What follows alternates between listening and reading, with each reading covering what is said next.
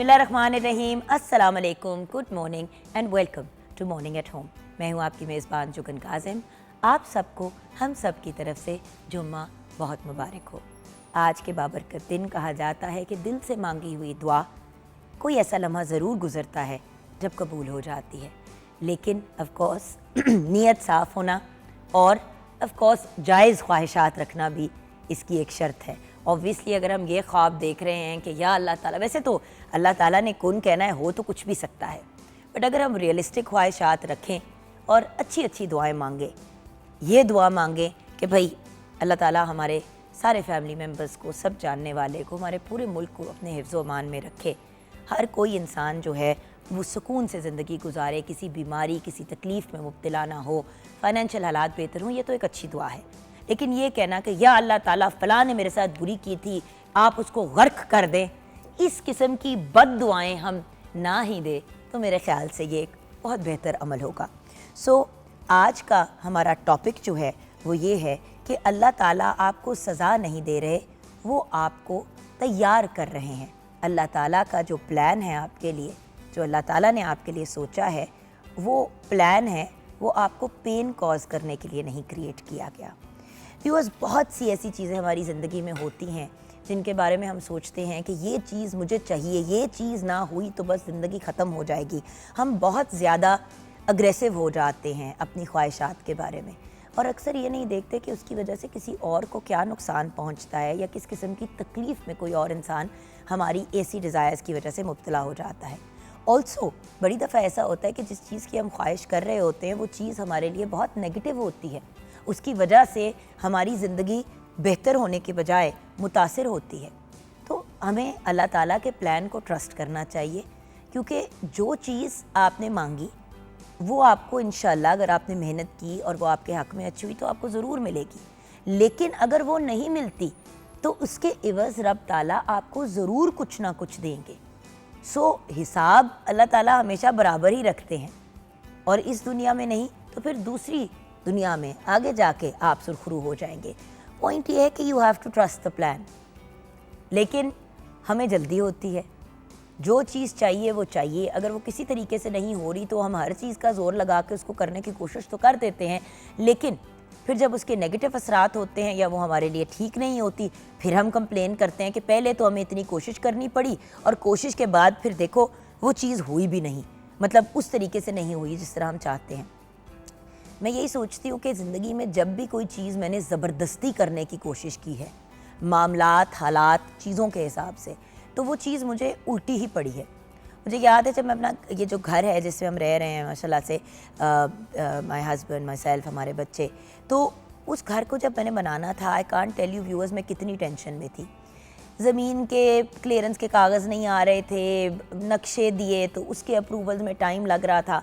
अच्छा, जैसे तैसे भी ज़बरदस्ती धक्का दे के, और मुझे बड़े लोगों ने कहा कि जुगन में भी अभी राइट टाइम नहीं है, जो काम जैसे जैसे स्पीड से हो रहे हैं उनको होने दो। खैर, मैंने चीज़ों को पुश करने की कोशिश की।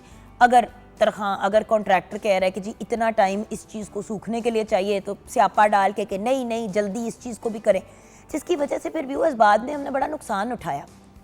इसी तरह ज़िंदगी में बहुत दफ़ा हमारी ऐसी सिचुएशंस आती है। मुझे याद है कि अभी मैं मैरिड नहीं थी और अभी फैसल से मेरी मुलाकात नहीं हुई थी, आई वॉज सिंगल मदर, और एक ऑप्शन आया रिश्ते का जहाँ पे शादी हो सकती थी या बात उठी, और मेरी भी बड़ी ख्वाहिश थी कि वहाँ पे यह मामला हो जाए, लेकिन वो चीज़ नहीं हो पाई। सच्ची बात बताऊँ व्यूअर्स, तो काफ़ी देर में ज़रा दुखी भी हुई और डिप्रेशन में भी गई। ऑब्वियसली अगर आपकी ख्वाहिश होती है कि कहीं पे कोई चीज़ हो जाए, सिंगल मदर थी, मुझे था कि भाई जल्दी सेटल हो जाऊँगी, मामलात शायद बेहतर हो जाएंगे। खैर, लॉन्ग स्टोरी शॉर्ट, वो मामला नहीं किसी पास से गया, और मैं बार बार यही सोचती रही कि या अल्लाह ताला, ये क्यों नहीं हुआ, मैं इतनी बुरी हूँ, ऐसी क्या बात थी। खैर, आज जब मैं मुड़ के उस वक्त को देखती हूँ तो अल्लाह ताला का करोड़ हाँ शुक्र अदा करती हूँ कि अल्लाह मियाँ ने मुझे बचाई रखा और रोकी रखा, क्योंकि मेरी शादी होनी थी फैसल से, और फिर आगे से हसन और नूर ने भी पैदा होना था। हमज़ा को एक बाबा ऐसे मिल जाने थे जो सगे बाप से भी ज़्यादा उसका करता है। ये सारी चीज़ें, और मैंने 2 बच्चे भी गेन किए, कमाल और दानिया। व्यूअर्स, अल्लाह ताला के प्लान से बेहतर हमारा प्लान नहीं हो सकता। एंड प्रोसेस को ट्रस्ट करें, वक्त दें अपनी ज़ात को, सोचें कि जी अगर ये चीज़ नहीं हुई तो इसका ऑल्टरनेटिव क्या है, मैं और क्या कर सकती हूँ। छोटी छोटी चीज़ें हैं व्यूअर्स, बड़ी दफ़ा काम के मामले में भी बंदा तंग आ रहा होता है, फ्रस्ट्रेट हो रहा होता है कि यार मैं तो इतना कर रही हूँ, मुझे तो इसकी रिकग्निशन नहीं मिल रही, दूसरों को मुझसे ज़्यादा मिल रहा है या दूसरों की मुझसे ज़्यादा वैल्यू है। इन चीज़ों में जब पड़ता है ना व्यूअर्स, और दूसरों के साथ मुकाबलेबाजी में हम पड़ जाते हैं, तो सिर्फ हम अपने आप को तकलीफ़ देते हैं। क्योंकि देखिए अल्लाह ताला ने अगर किसी और को नवाजा है, एक प्रमोशन थी वो 4 में से किसी एक बंदे को मिलनी थी, अगर आपको नहीं मिली और आपके किसी और कॉलीग को प्रमोशन मिल गई, तो उसको बदवाएं देना या उसको बुरा सोचना, इसमें उस इंसान की क्या गलती है। प्रमोशन देने वाली तो अपर मैनेजमेंट है और उनको लगा कि शायद उसकी क्रेडिबिलिटी ज़्यादा है, तो वेट कर लें। देखें, देर आए दुरुस्त आए 1000 गुना बेहतर है, ना कि हम ज़बरदस्ती अपने आप को फोर्स करें उन चीज़ों को क्रिएट करने का जिसका टाइम राइट नहीं है। इसी तरह मुझे याद है, मेरी एक दोस्त है, बड़ी यंगर ईयर्स में, आई थिंक वो 18 की थी कि 17 साल की थी, 17 पे उसने अपने पेरेंट्स को जाके कहा कि जी मेरी शादी कर दे, मैंने नहीं आगे पढ़ना। खैर उसके पेरेंट्स ने उसको यही कहा कि बेटे कम से कम बीए तो कर लो, बीए के बाद जिधर मर्जी शादी करनी होगी कर लेंगे। नहीं नहीं, मैंने शादी करनी है। अब ऑब्वियसली मैं कनेट कॉलेज में पढ़ी हुई हूँ, मेरे साथ बहुत सी ऐसी फ्रेंड्स थी जो करियर ओरिएंटेड थी, बट बहुत सी ऐसी थी जो सिर्फ वेट कर रही थी कि भैया एफए मुकम्मल हो और जल्दी से हमारी शादी हो जाए। खैर उसके पेरेंट्स ने उसको बहुत समझाया, उसने ढीठ होके ज़बरदस्ती प्रेशर डाल के अपना निकाह करवा ही लिया। वो निकाह हो गया, लेकिन बात कभी रुखसती पे पहुंची नहीं। आगे जाके पता चला कि उस लड़के की पसंद कोई और थी, उसने सिर्फ निकाह माँ बाप को खुश करने के लिए किया, बात रुखसती तक पहुंची नहीं, वो मामला ख़त्म हो गया। और बाद में जाके मेरी उसी फ्रेंड की, जिसको बहुत ज़ोर से शादी आई हुई थी 17 साल की उम्र पे, 30 साल की कि 31 साल की उम्र पे शादी हुई, और उस स्टेज पे वो अपना पीएचडी भी मुकम्मल कर चुकी थी और अपना बहुत कामयाब बिजनेस भी चला रही थी। तो व्यूअर्स, हमने कुछ सोचा हुआ होता है, अल्लाह मियाँ ने हमसे उससे कई गुना बेहतर कभी कभी सोचा होता है। शादी बड़ा खूबसूरत अमल है, लेकिन उसका भी एक राइट टाइम होता है। 16-17 साल की उम्र पे जब आप शादी कर लेंगे या ये डिसीजंस ले लेंगे, सेटल हो पाएँ ना हो पाएँ, 1000 चीज़ें होती हैं व्यूअर्स, लेकिन तालीम के ख़जाने से बेटी और बेटे दोनों को नवाज के ही आगे इस कदम पे लेके जाना चाहिए, ताकि एटलीस्ट अपनी कोई बेस, अपनी कोई फाउंडेशन तो हो। आज वही दोस्त मेरी जिसकी 31 साल की उम्र पे शादी हुई थी, जिसकी कामयाब बिजनेस थी और उसने पीएचडी किया हुआ था, माशाल्लाह अपने शोहर से ज़्यादा कमाती है, अपने घर को बड़े खूबसूरती से लेके चल रही है, ससुराल की भी लाडली है हर एंगल से, और 2 माशाल्लाह उसके बच्चे भी हैं, माशाल्लाह बेटा और बेटी। सो राइट टाइम पे व्यूअर्स चीज़ें मेरे ख्याल से ज़्यादा अप्रोप्रिएटली होती हैं, और जब हम ज़बरदस्ती उन्हीं चीज़ों को करने की कोशिश करते हैं तो कभी कभी उनके नेगेटिव साइड इफ़ेक्ट्स भी होते हैं। 042992000648 पे आप कॉल कर सकते हैं। मॉर्निंग एट होम हमारा फेसबुक का पेज है। आइए किचन की तरफ बढ़ते हैं, जहाँ पे शेफ़ माहम तनवीर हमारा वेट कर रही हैं। अस्सलाम वालेकुम माहम। वालेकुम सलाम, कैसी हैं? बिल्कुल ठीक, आप कैसे हो? अल्लाह का शुक्र। अच्छा माम, हम बात कर रहे हैं कि हमें अल्लाह ताला के सोचे हुए या जो अल्लाह ताला का हमारे लिए प्लान है उसको हमें ट्रस्ट करना चाहिए, ना कि हर वक्त हम इसी प्रेशर के अंदर रहें कि भाई अल्लाह ताला मुझे सज़ा दे रहे हैं इसलिए ये नहीं हो रहा, पता नहीं क्यों अल्लाह ताला हमसे नाराज़ हो गए हैं, हमारे घर में रोज़ी में बरकत ही नहीं आ रही। ओ भाई, रोज़ी में बरकत क्यों नहीं आ रही, क्या मामलात, क्या प्रॉब्लम्स है, आप उसको तो एनालाइज करें। हम रोते पिटते रहते हैं, मसले का हल नहीं ढूंढते। I agree. हम सबसे पहले मायूसी में चले जाते हैं, जो बेसिक बात है मायूसी गुनाह है। और आपकी जो बात है कि मुकाबला नहीं करना चाहिए, एक पॉइंट है कि जब हम मुकाबले में आते हैं, वो अल्लाह ताला ने हमारे लिए उस दौरान खूबसूरत लम्हात रखे होते हैं, वो भी हम डिस्करेज कर जाते हैं, उनको भी नहीं इंजॉय करते हैं। एंड देन अगर मैं अपनी बात करूँ तो मैंने जो अपना एक्सपीरियंस किया है, तो इन दी एंड है कि मैं हमेशा अल्लाह ताला से शिकवा करके इन दी एंड सजदे में झुक के शुक्रिया कर रही होती हूँ कि मुझे पता है कि मेरे लिए वो चीज़ नहीं अच्छी थी, इन दी एंड मैंने अल्लाह का शुक्र अदा कर लिया। कोई चीज़ है ना जान, देखो मैंने बड़े बड़े मामलात, बड़ी बड़ी सिचुएशंस देखी हैं। कभी कभी आपका कोई बहुत बड़ा पैसों का नुकसान हो जाता है और आप सोचते हैं कि हाय अल्लाह मेरे साथ तो ये हो गया, मेरे साथ तो वो हो गया। छोटा सा एग्जांपल दूंगी। एक दफ़ा हमारे रिलेटिव्स नहीं ना, उनको हालात और मामलात की वजह से ना अपनी गाड़ी बेचनी पड़ी। उनके पास बड़ी फैंसी महंगी गाड़ी थी, 1-1.5 करोड़ वाली जो होती हैं। अच्छा, बेचनी पड़ी और फिर उन पैसों से उन्होंने थोड़ा सा अपने बिज़नेस के मामलात ठीक किए और चीज़ें तो ठीक हो गई। कोई 1 साल बाद उस गाड़ी को बेचने के उनको पता चला कि जब उन्होंने अपनी गाड़ी सेल की वो वाली, उसके 2 हफ्ते के बाद उसका गैस्केट उड़ गया और पता नहीं क्या क्या उड़ गया और पूरा इंजन सीज हो गया, और उसी गाड़ी के ऊपर कोई 20-25 लाख रुपए का खर्चा करना पड़ा उस गाड़ी को ठीक करने के लिए। अब ना वो उनकी गलती थी ना उनकी थी, एक किस्मत की बात थी कि 2 हफ्ते बाद ही उसका इशू बना और वो ब्लो अप कर गई। तो मैं उसको यही कहती थी, मैंने कहा तुम लोग इतना अपसेट हो रहे थे कि हमें गाड़ी इतनी अपनी महंगी बेचनी पड़ी, अगर वो गाड़ी आपके पास ही होती और 2 हफ्ते बाद आपकी उसके अंदर ब्लो अप करती तो उल्टे आपको लेने के देने पड़ जाते। ऐसे ही है। सो बात ये कि हर चीज़ का कोई रीज़न होता है। हम सोचते हैं ये ज़्यादती मेरे साथ क्यों हो गई। किसी ने अपना घर सेल किया, बहुत दुखी कि यार हमें घर बेचना पड़ा, हालात ठीक नहीं है, वो पता चला कि 3 दिन बाद डाकुओं ने आके बहुत बड़ी वहाँ पे डकैती की और जो वहाँ पे अब लोग रह रहे थे उनको गोलियां मार के चले गए। Who nose. सो थोड़ा सा प्लान को भी ट्रस्ट करना चाहिए। गैब का इल्म तो हमारे पास नहीं है ना, सिर्फ रब के पास ही है। सो आज किचन में क्या बन रहा है? आज हम बना रहे हैं chicken chilli dry with egg fried rice. ठीक है, इसकी मैं रेसिपी शेयर कर देती हूँ। अच्छा, chicken chilli dry, beef chilli dry, ये दोनों ऑप्शन, और फिश चिली ड्राई भी बन सकता है। एग्री। फिश चिली ड्राई कम टाइम के लिए पकेगा, बीफ चिली ड्राई ज़रा ज़्यादा पकेगा, और चिकन लेकिन जो उसका कुकिंग प्रोसेस है उसको फुल तेज़ फ्लेम में जो है आप कुक करें, वो अच्छा जूसी और टेंडर हो जाएगा। चिकन चिली ड्राई के लिए चाहिए हमें मुर्गी का गोश्त 500 ग्राम, अंडा 1 अदद, नमक हस्बे ज़रूरत, काली मिर्च का पाउडर आधा चाय का चम्मच, कॉर्नफ्लोर 2 खाने का चम्मच, मैदा 1 खाने का चम्मच, तेल 2 से 3 खाने का चम्मच, लहसुन 1 खाने का चम्मच, अदरक 1 खाने का चम्मच, हरी मिर्ची 10 से 12 अदद, अदरक 2 इंच का टुकड़ा, सोया सॉस 2 खाने के चम्मच, chilli garlic sauce, oyster sauce 2 खाने के चम्मच, नमक हस्बे जायका, काली मिर्च आधा चाय का चम्मच, चीनी आधा चाय का चम्मच, यखनी हाफ कप, हरी मिर्ची 2 से 3 अदद, हरा प्याज हस्बे ज़रूरत। हमने चिकन को जो है वो जूलियन लाइक स्ट्रिप्स कट कर लेनी है उसकी, एंड देन उसमें हमने 1 अंडा और मैदा, काली मिर्च का पाउडर और हस्बे जायका नमक डाल के उसको 15 से 20 मिनट के लिए मैरिनेट करके उसको डीप फ्राई कर लेना है। देन हमने एक अलग पैन के अंदर थोड़ा सा ऑयल डालकर उसमें हमने गार्लिक सॉटे करना है। देन उसमें हमने अपना फ्राई किया हुआ चिकन ऐड करना है, सारी सॉसेस ऐड करनी है। उसके अंदर हमने जूलियन कटी हुई हरी मिर्ची और जिंजर ऐड करके उसको सॉटे करना है on the flame, high flame, and that's it. ऊपर से सेसमी सीड्स डाल दें, हरा प्याज डाल दें, एंड देन हमारे पास आते हैं एग फ्राइड राइस।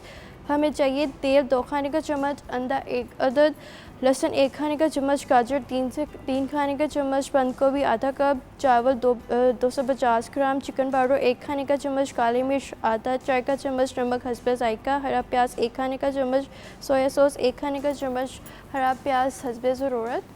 हमने जो राइस है उनको खुले पानी के अंदर बॉयल कर लेना है विद सिरका और नमक। उसके बाद हमने उसको हवा में थोड़ा सा फैला देना ताकि वो अच्छे से अपनी जान पकड़ लें। एंड देन हमने जो कढ़ाई है उसके अंदर अंडे को फेंट के उसको कुक कर लेना है। उसको सेपरेट करके हमने उसमें सारी वेजेस ऐड करनी है, कैप्सिकम, कैरेट और अनियन, कैरेट चॉप करके। उसके अंदर हमने soya sauce, black pepper, salt डाल के उसमें राइस डाल देने, उसको टॉस्ट करना है, दैट्स इट। इस पर ऑन टॉप हरा प्याज डाल के हम सर्व कर देंगे। कुकिंग बहुत झटपट है इसकी। और वही वाली बात है ना, अब देखें आपने सारी वेजिटेबल्स कट करके दिखाओगी बेटी, 1 सेकंड ज़रा उठा के बोल। अब ये देखें ना, अगर आप फॉर एग्ज़ाम्पल नहीं यूटिलाइज़ कर रहे हैं सब्जियां अपनी मेन कोर्स की डिश के अंदर, जैसे कि चिकन के अंदर तो आपने हरी मिर्चें ही डालनी है, हाँ जी, तो वो बेसिकली हरी मिर्चें और चिकन और चावल खा के तो कोई आपको बेनिफिट नहीं मिलना। हाँ, जब आप उसके अंदर चावलों के अंदर ये वेजिटेबल्स भी डाल देंगे, और अगर बच्चों के लिए बना रहे हैं तो आप सब्जियां चावलों से ज़्यादा डाल दें और उसको टॉस कर लें, बच्चे सब्जियां भी खा लेंगे और एक कंप्लीट मील बन जाएगी।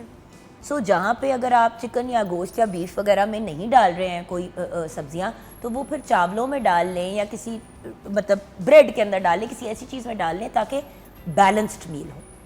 Right? Thank you so much. आप अपना काम स्टार्ट कर दें, हम एक छोटी सी ब्रेक की तरफ जाएंगे। ब्रेक के बाद जब वापस आएंगे तो उन आँखों की बीमारियों की बात करेंगे जो इनक्योरेबल हैं, जिनके बारे में डॉक्टर जवाब दे देते हैं कि जी अब कुछ नहीं हो सकता, और स्टेम सेल का इसकी रिकवरी में या बेहतरी की तरफ ले जाने में क्या अमल दखल है। आजकल आपको पता है स्टेम सेल्स, एक्सोसोम्स, इनकी बहुत बात हो रही है, तो स्टेम सेल का इसमें क्या अमल दखल है ये जानेंगे ब्रेक के बाद।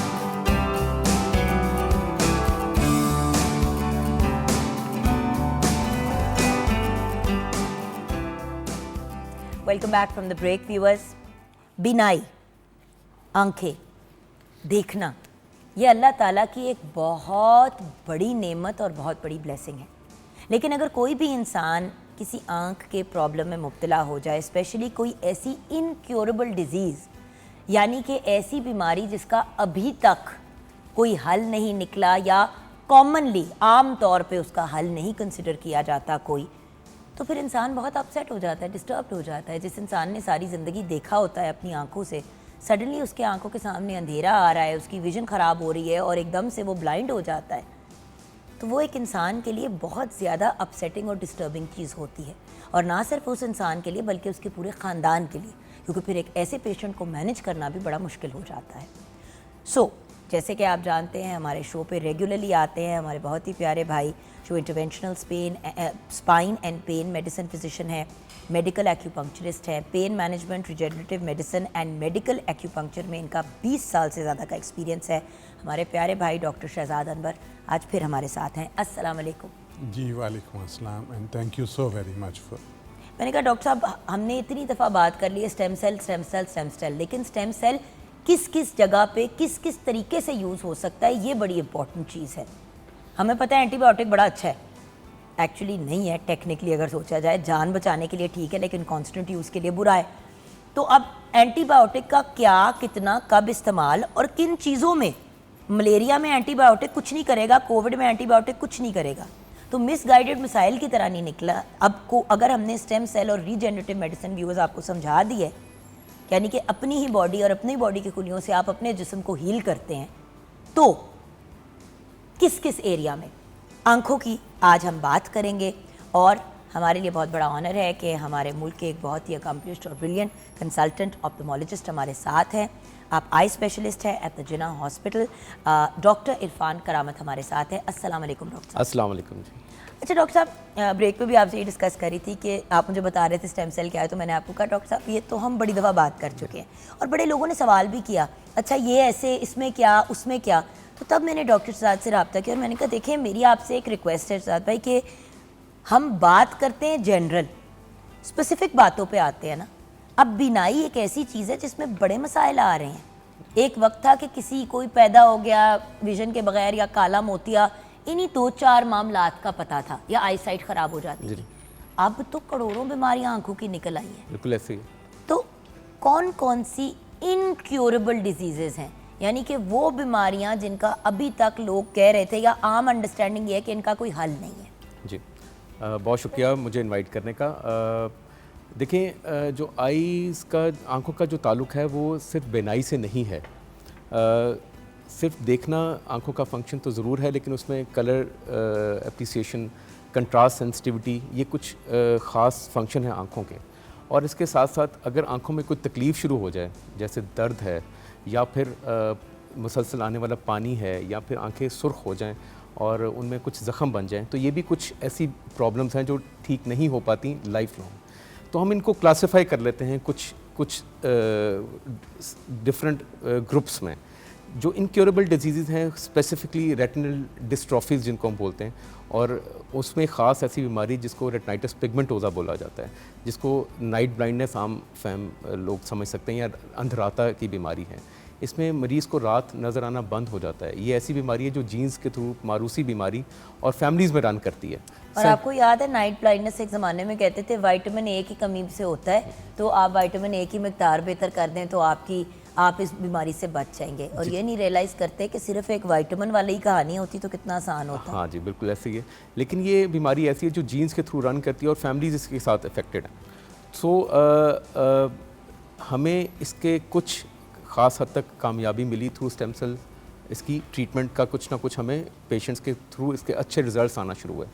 और रेटिनाइटिस पिगमेंटोसा या रेटिनल डिस्ट्रॉफीज़ एक ग्रुप है जिसमें जो इनक्योरेबल था सो फार समझा ये जाता था। इसके साथ साथ एक और प्रॉब्लम जिसको स्टीवन जॉनसन सिंड्रोम कहा जाता है कि कोई मरीज़ बुखार, दर्द के लिए कोई आम पैनाडोल या कोई भी मेडिसिन लेता है और उसके लेने के बाद पूरी जिस्म पे कुछ ब्लिस्टर्स या कुछ ऐसे दाने बन जाते हैं और उसी तरह के ब्लिस्टर्स या दाने आंखों में बन जाते हैं। जैसे कि चिकन पॉक्स में भी कहा जाता है कि एहतियात ना करें, अगर आंखों में आपके वो दाने बन गए और आपने नहीं ध्यान किया तो वो दाने आपको ब्लाइंडनेस कॉज कर सकते हैं। और फिर क्या होता है कि आंखों में वो कंडीशन आने की वजह से आंखों में शदीद दर्द सुर्खी और आहिस्ता आहिस्ता बिनाई जाना शुरू हो जाती है। इसके साथ इसके अलावा कॉर्नियल अल्सर एक ऐसी चीज़ अच्छा, है जो सवेयर ड्राई आइज भी तो होती है ना, जी, बिल्कुल। बहुत ज़्यादा आंखें। कुछ ऐसे लोग होते हैं जिनकी, आई बी वेरी ऑनेस्ट डॉक्टर साहब, जब स्मॉग और मौसम बहुत ज़्यादा अजीब हुआ होता है जी, तो बिल्कुल। इवन मुझे ऐसे होता है कि आंखों से जैसे पानी आ रहा है, जब यहाँ पे हाथ लगाओ तो जैसे ड्राइनेस हाथों में उतर रही होती है और आंखों में पेन, जैसे दर्द नहीं होती जी बिल्कुल स्मॉग के दिनों में। जी। इसको अगर हम इस तरह देखें कि स्मॉग एक एनवायरमेंटल फैक्टर है, लेकिन इसके अलावा एज के साथ साथ स्पेशली 15 या 60s की जो एज ग्रुप है उसमें ऐसा होता है कि जो ख़ास ग्लैंड्स जो आंखों में अल्लाह ताला ने पैदा किए हैं कि वो आंसू बनाएं या फिर हर वक्त आंखों को वेट रखें, तो उनकी मिकदार या उनकी अमाउंट कम हो जाती है। सही। So with the help of stem cells or regenerative therapy, we can heal that condition as well to a very comfortable and a very successful extent. तो डॉक्टर साहब एक एक करके बात करें। जी जी जी। रेटिनाइटिस पिगमेंटोसा, जी जी। इसके बारे में डॉक्टर साहब अब आप बताएं, इसका हल क्या है अगर हम स्टेम सेल के थ्रू करें? क्योंकि आके अपनी भी आपसे ट्रीटमेंट खुद भी करवाई हुई है। जब एट वन पॉइंट याद है मेरी बैक में पेन, मेरी बॉडी, तो आपने ड्रिप भी लगाई थी और आपने इंजेक्ट भी किया था पॉइंट्स पे स्टेम सेल को, तो एक्सोसोम्स को। तो मुझे ये बताइए, और उससे मुझे बहुत फ़र्क पड़ा। आप देखें मैं वापस एक्सरसाइज की तरफ आ गई हूँ, लाइफ बहुत बेहतर हो गई है। सो ये इसको कैसे करता? अब ये तो आंखों में सुइया खोबेंगे। देखिए उसमें अगर मैं थोड़ा सा इसकी बेसिक्स बता दूं कि जो रेटिनाइटिस पिगमेंटोसा है, जो नाइट ब्लाइंडनेस है, ये जो रेटिना है इसमें डिफरेंट लेयर्स हैं। 2 लेयर्स हैं जिसको हम रॉड्स और कॉन्स कहते हैं। रॉड्स ऑफ एंड कॉन्स, ठीक है। ये आपकी जो लाइट की इंटेंसिटी है और जो कलर है उसको अप्रिशिएट करने में हेल्प करती हैं। तो रेटिनाइटिस पिगमेंटोसा जो जीनियाती या आपकी जेनेटिक डिजीज़ है, उसमें ये जो 2 लेयर्स हैं ये इफ़ेक्ट होती हैं और इनिशियली जो बच्चे हैं, और ये यंग एज में स्टार्ट होती है। बच्चों को इवनिंग में कम नज़र आता है, वो चीज़ों में लगते हैं, और आहिस्ता आहिस्ता क्या होता है कि उनकी जो विजन है वो दिन में भी कम होती चली जाती है। And by the age of 18-20 मिड-20s में वो बेचारे मोबाइल पे या सिर्फ कई दफ़ा इतने वर्ष होते हैं कि वो फिंगर काउंटिंग तक रह जाते हैं। तो ये वक्त के साथ डिटीरियरेट होती है। हम इफ़त अनवर मेडिकल कॉम्प्लेक्स में और ऑफ्थल्मोलॉजिकल सोसाइटी ऑफ पाकिस्तान के साथ मिल के पहली एक कंट्रोल ट्रायल कर रहे हैं पाकिस्तान में, शायद दुनिया के one of the very few things, जिसको इरफान करामत लीड कर रहे हैं। उसमें हमने इन पेशेंट्स में जिनकी जो आई साइट है आरपी या रेटिनाइटिस पिगमेंटोसा की वजह से रैपिडली या ग्रेजुअली वर्स हो रही थी, उसमें हमने उनमें उनके अपने ब्लड में से प्लेटलेट्स और वो चीज़ें, ग्रोथ फैक्टर्स लेके उनको हमने आईवी भी दी, और डॉक्टर साहब ने through a very specific rule जो अप्रूव्ड है, स्टैंडर्ड है, आई के अंदर जाके भी सबटिनॉन रूट से इंजेक्ट किया। उसका फ़ायदा ये होता है कि वो जो ग्रोथ फैक्टर या जो स्टेम सेल, ये जागे हुए होता है या सोते हुए होता है? ये सुन करके करते हैं, इसमें कुछ भी एक तो डॉक्टर साहब आप लोगों के डिपार्टमेंट की मैंने कख नहीं समझ आती। आंखों वाले वाहिद हैं और दांतों वाले जो जगा के टॉर्चर करते हैं। ये मैंने गिला आपसे करना था। उस दिन कोई कह रहा था डेंटिस्ट, मैंने कहा डेंटिस्ट के साथ आंखों के डॉक्टरों की भी रेपुटेशन खराब होनी चाहिए, ये भी जगा के टॉर्चर करते हैं। भाई करना है तो सुला के कर दो। लेकिन एक और बात भी यहाँ पे एक्सप्लेन करती हूँ, क्योंकि मेरी अपने भी आंखों के प्रोसीजर्स हो चुके हैं। ऑब्वियसली एक ज़िंदगी जी है, उसमें ऊंच नीच होता है, बिल्कुल कुछ महसूस नहीं होता। डॉक्टर आपके साथ गुफ्तगू कर रहे होते हैं, एक्चुअली डेंटिस्ट तो फिर भी जब कर रहे होते हैं तो दर्द होती है। इन चीज़ों में पेन कोई नहीं होती। So just so you know, बहुत से लोग नहीं इलाज करवाते अपनी आंखों के छोटे छोटे मसाइल का। सफ़ेद मोतिया भी अगर उतरा हुआ होता है जी बिल्कुल ऐसे ही, तो नहीं रिमूव कराते इस खौफ से, और वो फिर इतना परमानेंट और इतना बड़ा प्रॉब्लम बन जाता है कि आप अंधे हो जाते हैं। बिल्कुल ऐसे ही। एनेस्थीसिया की अपनी कॉम्प्लिकेशंस हैं, अगर हम उन कॉम्प्लिकेशंस को अवॉइड कर सकें तो why not, at a very comfortable level, तो फिर हमें वो अवॉइड करना चाहिए। अच्छा, और आप लोगों ने ये इंजेक्ट किया है, करते रहे हैं अभी जी कुछ बिल्कुल अरसे से, तो उसका रिजल्ट क्या आ रहा है ट्रायल का? उसमें हमने अभी तक कोई 200 के करीब पेशेंट्स में हमने पीआरपी ऑटोलोगस स्टेम सेल। मैं फिर वही बात करूंगा, हमेशा जो एम्फसाइज करता हूं कि ऑटोलोगस, क्योंकि अभी तक FDA या किसी और अथॉरिटी ने एलोजेनिक सेल्स को किसी शक्ल में ह्यूमन यूज़ के लिए अप्रूव नहीं किया, सेल्स की बात। तो वो जब प्रोसेस करके डॉक्टर साहब स्पेसिफिक टेक्निक से उसको करते हैं, तो इसका जो बेसिक मैकेनिज़्म है कि वहाँ पे जो भी बॉडी में डिटीरियोरेशन होती है, वो जेनेटिक हो, एक्वायर्ड हो, बेसिकली जो सेल्स हैं उनका डिसफंक्शन आता है। सेल के अंदर जो असल कारखाना है वो माइटोकॉन्ड्रिया ठीक है। जब माइटोकॉन्ड्रिया काम नहीं करता तो सेल जो है वो काम नहीं करता। वो अगर आंखों के सेल हैं तो बिनाई पे असर आएगा, इसी तरह मोरों के हैं या वट एवर इट इज़। तो उनका जो फंक्शन है वो जो है, ये ग्रोथ फैक्टर्स हैं, PRP है, PRP प्लस है, आपका स्टेम सेल्स है, वो वहाँ पे उन जो वीक सेल्स हैं उनके सेल फंक्शन को भी इम्प्रूव करते हैं। प्लस स्टेम सेल्स में अल्लाह ने ये खूबी रखी है कि ये अपनी पॉपुलेशन इंक्रीज़ करता है, और स्पेशलाइज सेल्स, अगर ये आई में है तो आई की लेयर्स के सेल बनेंगे, तो जिससे बिनाई ना सिर्फ ये कि इनिशियली जो गिर रही होती है वो रुकती है, बल्कि उसमें बड़ी तेज़ी से इम्प्रूवमेंट भी आती है। सही। तो यहाँ पे ब्रेक की तरफ चलते हैं। ब्रेक के बाद जब वापस आएंगे तो बॉयज़, अब आपने मुझे ये एक्सप्लेन करना है कि कौन कौन सी बीमारी का किस किस तरीके से आप स्टेम सेल में, मतलब क्योंकि ऑब्वियसली ये कोलैबोरेटिव काम है। जी बिल्कुल। उन्होंने आपको मटेरियल तैयार करके देना है, आपने उसको इंजेक्ट करना है, और ये कॉम्बिनेशन बनी कैसे, ये भी एक इंटरेस्टिंग स्टोरी है, ये भी हम जानना चाहेंगे ब्रेक के बाद।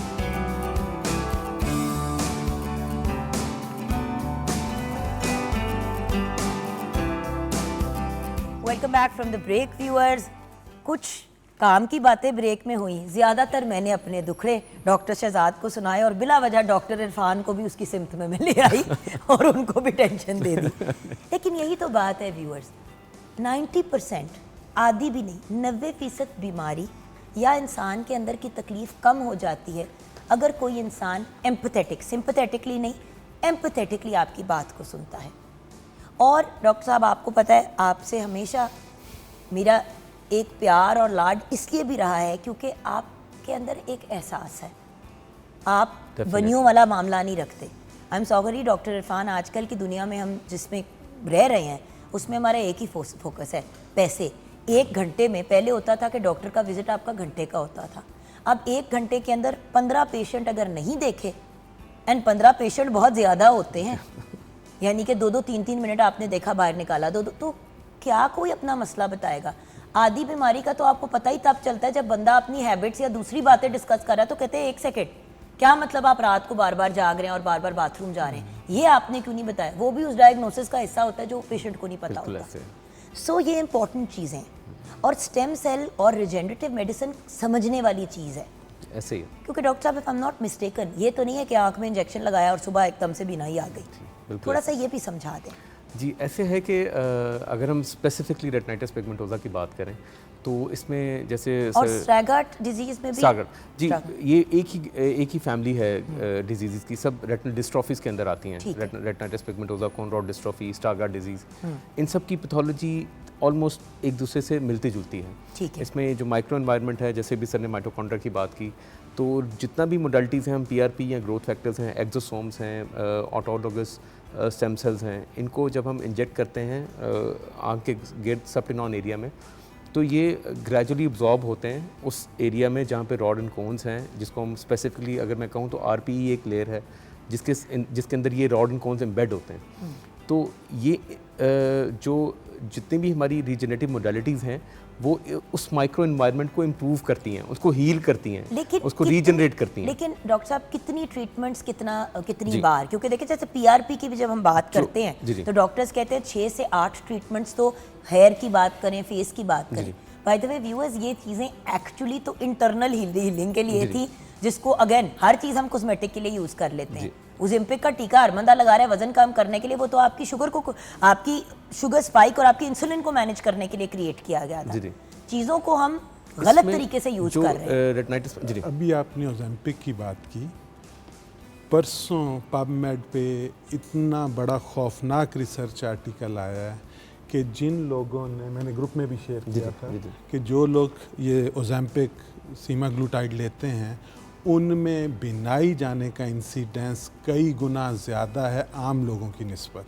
तो ये आप देखें क्या कर रहे हैं। और ये बिनाई है। और पैनक्रेटाइटिस अगर आपको हो गया, लबलबा आपका उड़ गया, तो वो भी उड़ गया। नाउ द पॉइंट इज हर चीज़ के साइड इफेक्ट्स हैं। जी बिल्कुल। लेकिन जब आप सही पर्पस के लिए एक चीज़ को यूज़ करते हैं, स्टेम सेल एक इतनी खूबसूरत चीज़ है कि उसके साइड इफेक्ट इसलिए नहीं है, ज़्यादा से ज़्यादा आपको ब्रूज पड़ जाएगा, ज़्यादा से ज़्यादा, क्योंकि वो आपके ही जिस्म से ली हुई चीज़ है, फॉरेन बॉडी नहीं आप में जा रही। आप सोचे कि आपके अंदर जो अच्छी चीज़ें हैं और बुरी चीज़ें हैं वो निकालनी है एक साथ, बुरी को परे कर दिया। जो सुपर फूड, जिस तरह खाने की कुछ चीज़ें अच्छी होती है और कुछ सुपर फूड्स होते हैं, तो वो सुपर प्रोडक्ट निकाल के आपके अंदर डाल दिया। जी बिल्कुल। तो जहां उसने अगर हील करना भी था 6 महीने में, तो वो आपको 2 से 3 हफ्ते में रिजल्ट देना शुरू कर दिया, राइट। इसमें जो अगर मैं रेटिनाइटिस पिगमेंटोसा की दोबारा बात करूं तो इसमें हम ये करते हैं कि हम 3 सेशंस लेते हैं with gap of 3 weeks to 1 month. ठीक है। We call it loading dose. और उसके बाद हम आँख में देने के बाद we give a booster after every 6 months, 6 महीने के बाद, in case of PRP, growth factors और एक्सोसोम्स। और जो अगर हम ऑटोलॉगस स्टेम सेल्स लेते हैं तो उसमें ये जो पीरियड है जो बूस्टर डोज का, वो देने की ज़रूरत ख़ास नहीं पड़ती, because once they start functioning they are there for 3 to 4 years, और वो 3-4 साल के लिए काफ़ी होते हैं। अच्छा, एक चीज़ जो मैं मिस कर गया अभी आपको बताते हुए कि there is another clinical condition which is known as non healing corneal ulcers. आप अगर आंख के सामने ये काले वाला डेला देखें तो इसके ऊपर कभी कभार जख्म बन जाता है जी, स्पेशली डायबिटिक पेशेंट्स में या वायरल इटियोलॉजी की वजह से, और वो बार बार होता है, या अगर शुगर की वजह से बना है तो वो हील ही नहीं करता। अल्हम्दुलिल्लाह with help of doctor Shahzad we have started treating this condition of non healing corneal ulcers. तो ये भी वहीं पे लगता है जहाँ पे आप नहीं we have designed different modality in topical form, और इंशाल्लाह इसका डाटा भी इंशाल्लाह हम by the end of this year हम पब्लिश कर रहे हैं। और उसमें क्या है कि हम टॉपिकल फॉर्म में, ड्रॉप फॉर्म में पेशेंट को उसकी अपनी मेडिसिन के साथ ये शुरू करवाते हैं with a very reasonable dose कि दिन में 4 दफ़ा एक ड्रॉप डालना है, और within few weeks the results are so dramatic कि शायद वो आम बंदा या बीइंग ऑफ्थेल्मोलॉजिस्ट मेरे लिए बड़ा हैरान कुन। लेकिन डॉक्टर साहब आई कैंसर्स भी तो एग्जिस्ट करते हैं मैम, अनफॉर्चुनेटली अभी तक उस पॉइंट ऑफ व्यू से, नहीं, बट मैं उसके बारे में ज़रूर जानना चाहूँगी। अब आंखों का जिन लोगों को कैंसर हो जाता है, किसी एक में ट्यूमर बन जाता है या व्हाटएवर, इसी तरह का कैंसर होता है राइट आंखों में? That is a different class of disease जिस पे शायद अभी हम उस पर काम करना शुरू नहीं किया है, या फिर टाइम वुड कम दैट इंशाल्लाह जब जुगन जनरली पूछना चाहते। जी सॉरी मैं आपका आंखों में कैंसर होता है? जी बिल्कुल होता है। अच्छा, अगर बॉडी अपने आप को रिजेनरेट करती है तो डॉक्टर साहब आप भी प्लीज़ इसको कवर कीजिएगा। तो कैंसर चाहे वो आंखों का हो या जिस्म का हो, क्या उसके लिए स्टेम सेल को नहीं हम यूज़ कर सकते? और क्या हमें उसको सबसे पहले उसके लिए नहीं यूज़ करना चाहिए? सबसे बड़ा लीडिंग कॉज ऑफ डेथ तो कैंसर ही है आजकल, हर दूसरे घर में ये बीमारी है। उसमें जो सॉरी मैं वैसे एक पॉइंट बिल्कुल, जहाँ तक एंटी कैंसर अप्रोच का ताल्लुक है विद रीजनरेटिव मेडिसिन या स्टेम सेल, उसका तरीक़ाकार बिल्कुल मुख्तलिफ है। उसमें देखें कैंसर है क्या, हमें ये समझने की ज़रूरत है। कैंसर जिस्म के किसी हिस्से में भी जब सेल अनकंट्रोल्ड ग्रोथ में जाते हैं, आउट ऑफ कंट्रोल ग्रोथ होती है, तो अगर सिर्फ ग्रोथ हो रही है और सेल्स की नेचर नहीं बदलती तो उसको हम कहते हैं बिनाइन। और अगर उसकी नेचर भी चेंज हो रही है, वो मतलब नॉन कन्वेंशनल हो रहे हैं, उसको हम मैलिग्नेंट कहते हैं।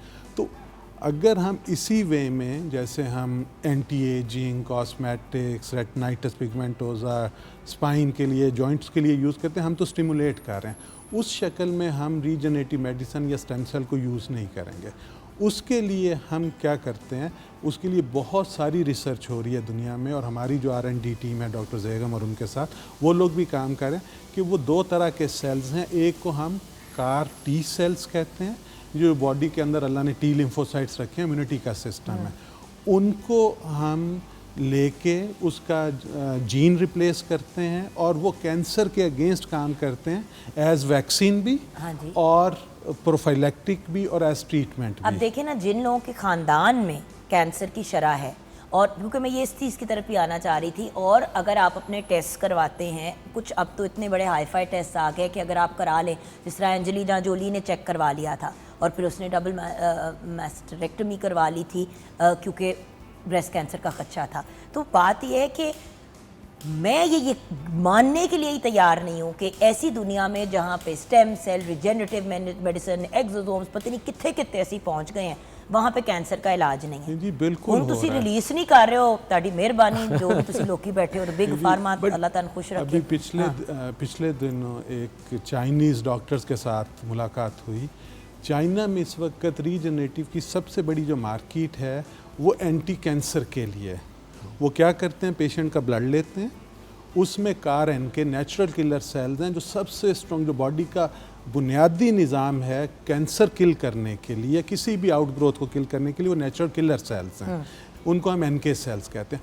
उन NK सेल्स को मॉडिफाई करके उन्हीं को री इंजेक्ट किया जा रहा है। ओके, तो so that is vaccine against cancer. Amazing. और we are, and prevention is always better than the cure. We are in collaboration with Chinese University and Isfahan University. They are Nice. ahead. Turkish and Canadian. Chinese Chinese and Irani. And Irani. Isfahan University. Isfahan. And we are starting production soon and trials with the permission of government within this year. Amazing. अच्छा But doctor so साहब, far, यहाँ पे I want to come sorry, back to, हाँ जी मैं add करूँगा कि because of some ethical and restrictions और जो हमारी रेगुलेटरी अथॉरिटीज़ हैं, रीज़न बीइंग, मतलब अभी हमने इस पे आई में जो कैंसर की थेरेपी है वो उस पर अभी we haven't started working on that this year. अच्छा, लेकिन जब आय की बात करते हैं डॉक्टर साहब, कुछ ऐसी बीमारियां भी हैं, जैसे मैंने ग्लूकोमा की बात करनी है, काले मोतिये की, लेकिन कुछ ऐसी भी तो बीमारियां होती है कि पीछे से वो बंद हो जाती है नाली एक, जिसकी वजह से बिनाई जीरो हो जाती है। जी हाँ, बिल्कुल। तो आप अगर आई ट्रांसप्लांट भी करें तो तब भी कोई फर्क नहीं पड़ता। बिल्कुल ऐसे। तो क्या ऐसी बीमारियों का कोई हल नहीं है स्टेम सेल से? अगर वो नाली किसी वजह से बंद हो गई है तो क्या उसको जगा के वापस नहीं खोल सकते? और वो क्या होती है बीमारी? जी सॉरी, नाम नहीं पता बट इनका सुना हुआ है। इसमें शायद मैं जी ऑप्टिक एट्रोफी की बात करिए आप, जो connection, that is the connection between brain and I. हाँ जी, और वो ऑप्टिक नर्व जो है, अगर वो ऑप्टिक नर्व बंद होना शुरू हो जाती है, सुंगड़ जाती है, मुख्तलिफ वजूहात की वजह से, और जैसे एज की वजह से भी होता है जी। प्राइमरी ऑप्टिक एट्रोफी है, या फिर मतलब कंप्रेसिव लीजन है, ब्रेन ट्यूमर है, ठीक है, एक उसकी रीज़न है, या फिर ट्रॉमेटिक है जी, ट्रॉमेटिक है, या फिर टॉक्सिक, एक उसमें बोला जाता है वर्ड कि किसी भी ड्रग की वजह से, किसी अल्कोहल यूज़ की वजह से ऑप्टिक नर्व के ऊपर डैमेज हो गया। अच्छा, जो टॉक्सिक ऑप्टिक न्यूरोपैथी है, the data has already been published that in case of toxic optic neuropathy, जिसमें मैंने कहा कि अल्कोहल या ड्रग की वजह से अगर वो जो नाली खुश्क हो गई है तो उस पर रीजनरेटिव का बहुत ड्रामेटिक रिजल्ट्स हैं इफ़ डेल्ट अकॉर्डिंगली अर्ली। बहुत पुराना केस नहीं, अगर रिसेंटली फॉर एग्जांपल अक्सर लोग हमारी टीबी की ड्रग लेते हैं, यहाँ पे पाकिस्तान में टीबी कॉमन है, that has direct toxic effect on optic nerve. Sir, diabetes की भी दवाई से होता है जी, बट डायबिटीज इटसेल्फ, डायबिटीज़ और हाइपरटेंशन जिनको होती है, जब वो कॉम्बिनेशन लेते हैं डायबिटीज़ और हाइपरटेंशन की दवाई का, तो उससे भी नज़र पे फ़र्क पड़ता है।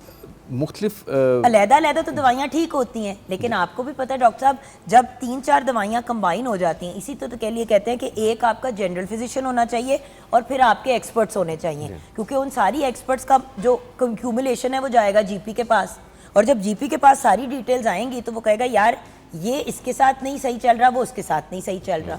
इसीलिए तो बड़ी दफ़ा मिस हैंडलिंग की वजह से डॉक्टर साहब लोगों के मामलात ख़राब हो जाते हैं। जी, जो diagnosis at proper time is very important, और उसको टाइम पे लेके उसको ट्रीट करना इज़ अनदर इम्पॉर्टेंट थिंग। अच्छा, I want to know about glaucoma. जी, काला मोतिया जो बहुत कॉमन बीमारी है, और लोग सुन लिया काला मोतिया तो बस अब वो इंतज़ार करते हैं कि अब अंधे कब होंगे। जी, काला मोतिया की मुख्तलिफ इकसाम है। One of them is open angle glaucoma, ठीक है, जो काला मोतिया की ख़ास किस्म जिसको हम ओपन एंगल ग्लूकोमा बोलते हैं, उसमें रीजनरेटिव थेरेपी का, रीजनरेटिव मोडलिटीज़ का अच्छा एंड पॉजिटिव रोल है। Again national international data has already been published on this, कि जो प्राइमरी ओपन एंगल ग्लूकोमा है उसमें टाइम पे बिल्कुल एंड स्टेज डिजीज़ नहीं, जब बिल्कुल ही ऑप्टिक नर्व डैमेज नहीं हो सकी, when there is a certain जो nerve fiber layers हैं they are viable, if we start using regenerative modalities like PRP, growth factors, exosomes और stem cells, results are positive, और उसमें encouraging improvement आती है पेशेंट के विजन में। और जब मैं विजन कहता हूँ, विजन का मतलब सिर्फ ये नहीं है कि सिर्फ उसकी नज़र इंप्रूव करती है। मैंने शुरू में भी जिक्र किया, देयर आर डिफरेंट फंक्शंस। जब हम अपनी नज़र से देखते हैं हमें रंग नज़र आते हैं, शेप्स नजर आती हैं, हमें फॉर्म्स नजर visual आती है fields उसमें। और हमारी विजन जो है Exactly। वो यहाँ से लेके यहाँ तक होती है। अगर आपकी यहाँ तक की विजन खराब हो गई तो Tunnel आप vision बेसिकली अगर- उस घोड़े की तरह है जिसको ब्लाइंडर लगा दिए, हाँ बिल्कुल ऐसे यहाँ से आपके मुंह पे भी कुछ आ रहा होगा, आपको नजर नहीं आएगा। These are all visual functions which get improved with regenerative modalities. लेकिन क्या डॉक्टर साहब अगर किसी को प्रॉब्लम नहीं भी है लेकिन वो प्रिवेंशन के पॉइंट ऑफ व्यू से करना चाहता है तो क्या ये भी हो सकता है? जैसे कि अगर मुझे पता है मेरी फैमिली में 30-35 के बाद आई साइट भी ख़राब होनी शुरू हो जाती है और आंखों के बड़े मसाइल होते हैं, तो क्या प्रिवेंटिव तौर पे किया जा सकता है ऐसा कुछ? जी, दिस इज़ द फ्यूचर। वो जो कहते हैं ना कि जी परहेज़ इलाज से बेहतर है, तो ये सबसे जो खूबसूरत चीज़ है रीजनरेटिव मेडिसिन की, उसमें PRP है, ग्रोथ फैक्टर्स हैं, स्टेम सेल है, वो बुनियादी तौर पे जो बॉडी के अंदर सेल्स हैं, जैसे आपने कहा कि एक एज पे जाके चीज़ें, डायबिटीज़ हो गई, ब्लड प्रेशर, दिल के भाई अमराज, एजिंग तो 25 साल की उम्र के बाद शुरू हो गई है, शुरू हो चाहे वो जाती स्किन है। की हो, चाहे वो तो- बालों के आपके ऑर्गन्स की हो, 25 के बाद अब you are going downhill. ठीक है। तो जो डेवलप्ड वर्ल्ड है, यूरोप, USA, वहाँ पे जो सबसे ज़्यादा यूज़ है वो प्रोफाइलेक्टिक है कि लोग once a year, once every 5 year जो है वो अपने ही स्टेम सेल चर्बी से या ब्लड से या बोन मैरो से लेके लगवाते हैं, PRP कराते हैं, और उन लोगों में ना डायबिटीज़ आती है, ना ब्लड प्रेशर आता है, जिसको हम कहते हैं ना ग्रेसफुल एजिंग। देखिए ज़िंदगी तो जितनी अल्लाह पाक ने लिखी है ना बढ़ सकती है, लेकिन we can add quality to years. Thank you. इसमें एक और चीज़ मैं ऐड करूँगा कि हमारे पाकिस्तान में कॉन्सेप्ट ऐसा है कि जब डिजीज़ एंड स्टेज के करीब होता है ना, जैसे रेटिनाइटिस पिगमेंटोसा की हम बात करें तो इंटरनेशनल डाटा जो हमें मिलता है वो बड़ी अर्ली स्टेज पे पेशेंट ट्रीटमेंट लेना शुरू करता है। हम whether it's diabetes, whether it's hypertension, whether it's retinitis pigmentosa, जब पेशेंट की विजन बिल्कुल ही एंड स्टेज के करीब होती है, नज़र आना बिल्कुल, फिर वो कहते हैं जी डॉक्टर साहब हुण यदि ट्रीटमेंट शुरू करो, that is the stage which gets really tough to get और ट्रीटमेंट। बात ये है कि देखें viewers, early treatment is better. मतलब एक चीज़ शुरुआत में है, आपने उसको पकड़ लिया, फर्दर डैमेज से रोक लिया और एक इलनेस को बेसिकली स्टॉप कर दिया कि चलो जितना हो गया हो गया। इधर हम कह रहे हैं कि हम वापस भी जा सकते हैं, लेकिन वापस तभी जाएंगे ना अगर राइट स्टेज पे होगा। बिल्कुल एंड स्टेज पे जाके बिल्कुल ही बिनाई ज़ीरो हो गई है तो उस वक्त आप टेंशन में आके कहें कि अब मैं क्या करूं, तो व्यूअर्स फिर जितनी देर बर्बादी में लगी है उससे ज़्यादा टाइम वापसी की तरफ लगेगा और 100% शायद रिजल्ट्स ना मिले। सो व्यूअर्स, ज़िंदगी मौत अल्लाह ताला के हाथ में है, लेकिन राइट टाइम पे अपना इलाज करना और डॉक्टर के पास जाना, तशखीस करवाना, ये सारी चीज़ें करना हमारे हाथ में है। घोड़े को पानी तक ले जाया जा सकता है, उसको ज़बरदस्ती पानी नहीं पिलाया जा सकता।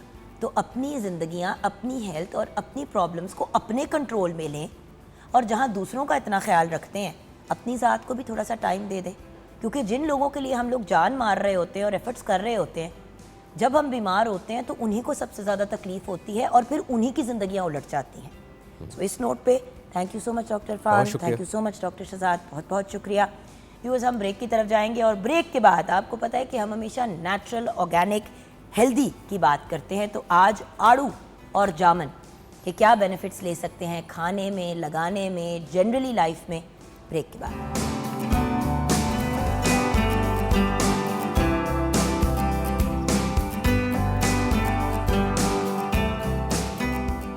Welcome back from the break viewers, आप देख रहे हैं मॉर्निंग एट होम और हमें ज्वाइन किया है दो बहुत ही प्यारी और ब्रिलियंट पर्सनालिटीज़ ने।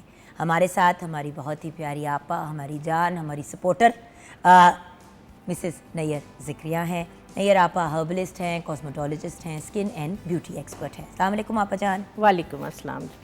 और आपा के साथ हमें ज्वाइन किए हमारे बहुत ही प्यारे भाई, another person who's a part of the morning at home family, Pakistan television की फैमिली का ये दोनों पर्सनालिटीज़ बड़ा अहम हिस्सा हैं। डॉक्टर सैयद मोहम्मद फैसल की अगर बात करें तो आप नेचुरल कॉस्मेटोलॉजिस्ट हैं, हेल्थ एंड ब्यूटी कंसल्टेंट हैं और डिफरेंट रेमेडीज़ चाहे हेल्थ की हों या ब्यूटी टिप्स की हों हमेशा देते हैं। अस्सलाम वालेकुम भैया। वालेकुम अस्सलाम।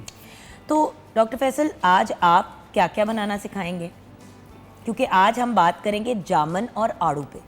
एक्चुअली मैं चाहूँगी कि आप दोनों का पॉइंट ऑफ व्यू जो है इन दोनों के बारे में मैं जान लूँ। क्या आप जामन और आड़ू से अलग-अलग चीज़ें बनाएंगे या कंबाइंड बनाएंगे? मैं ख्याल कंबाइन ही बन रही है। कंबाइंड बन रही हाँ है। जी, तो फिर सबसे पहले आपा से स्टार्ट करते हैं। आपा, हाँ जी। आड़ू और जामन के बारे में हमारे व्यूअर्स को क्या बताएंगी एक हेल्थ पॉइंट ऑफ व्यू से? सबसे पहले तो खाने की बात करनी है ना। हाँ जी। लगाना तो एक सेकेंडरी चीज़ होती जी, है। बिल्कुल। आप भी हमेशा कहती हैं और भैया आप भी हमेशा एक ही बात कहते हैं कि भाई जो भी चीज़ हमने करनी है वो चीज़ सबसे पहले तो हम अपनी खुराक में इंक्लूड करें ना, ऐसे ही है, बिल्कुल ऐसे। और अपनी अंदर से सेहत ठीक करें। बिल्कुल जब ऐसे। सेहत अंदर से ठीक होगी तो ऊपर की चीज़ों की डेंटिंग पेंटिंग आसान हो जाती है। आसान हो जाती है, बिल्कुल। अगर 100%। छाइयाँ आपकी किसी चीज़ की कमी की वजह से बन रही हैं, आप अपनी न्यूट्रिशनल कमी नहीं कम कर रहे, लेकिन आप फ्रैक्सल भी करा रहे हैं, लेज़र भी करा रहे हैं, दवाइयाँ भी लगा रहे हैं, पीलर्स भी करा पीलर भी करा रहे हैं, तो नीचे से चीज़ बन रही है, ऊपर से करने का फ़ायदा क्या?